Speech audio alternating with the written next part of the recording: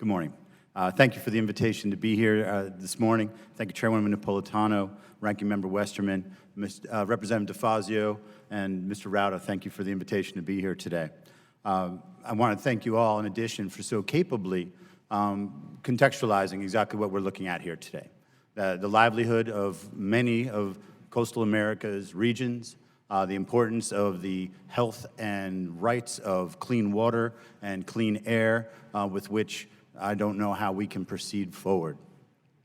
I think when I reflect on this, because we've heard many stats and numbers today, that what this comes down to is that decades ago, leadership within the United States House of Representatives said we need to take on these issues. They are of national importance. It is our responsibility. And I can tell you, and I think that the five folks that spoke right here before me today understand that without the federal government's involvement, we can't effectively make this work on the local or state level. And that we do this not with regulations and that top-down approach that Mr. Westerman spoke to, but we do that with cooperation, sitting around the table. I like to say that, our interaction with our folks starts with, hello, how are you? My name is Tom Ford, and I'm here to help. And because we are locally based and we work with these people, we are trusted. We have those relationships, and we will also be there for the long run. So they turn to us for leadership. They turn to us for a steady hand and support at a time when things seem quite unsteady for many of us. So it is time again for you to display that leadership. And although I am very proud of all of the accomplishments that come around this table, I'm very thankful that Will Baker is here today to speak about the Chesapeake Bay program, which I think became the model for how we should move forward as an NEP program. And albeit he's had his successes, he recognizes that there's no end day where you ring the bell and you walk home. The planet is dynamic. Our needs of it are dynamic. The challenges that we face are ongoing.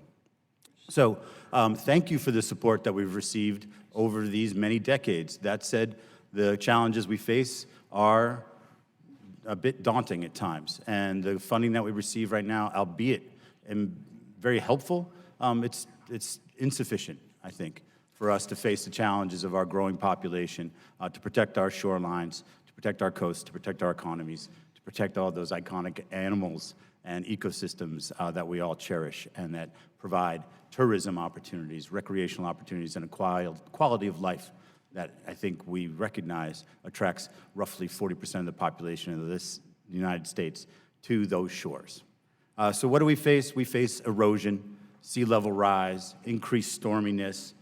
We have an opportunity to preserve our fisheries, our tourism, our public and our private infrastructure, and all along the way, what we do is create a more resilient and robust economy and ecosystem that serves us all in the future. So to quote Ronald Reagan's 1984 State of the Union address, that protecting the environment isn't a bipartisan or partisan issue, it's just common sense. So I'll take his lead on that one. I think I could sit here and tell you in detail about all the challenges, and I'd love to brag about all the progress we've made in Southern California.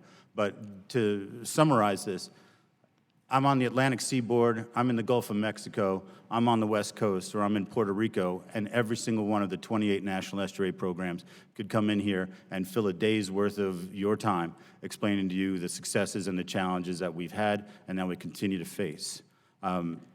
The wonderful thing that I think we find is that we have leveraged the financial contributions from the federal government 19 to 1. On average, when my programs had an especially banner year, we were up at 58 to 1. So we know how to put that money to effective use.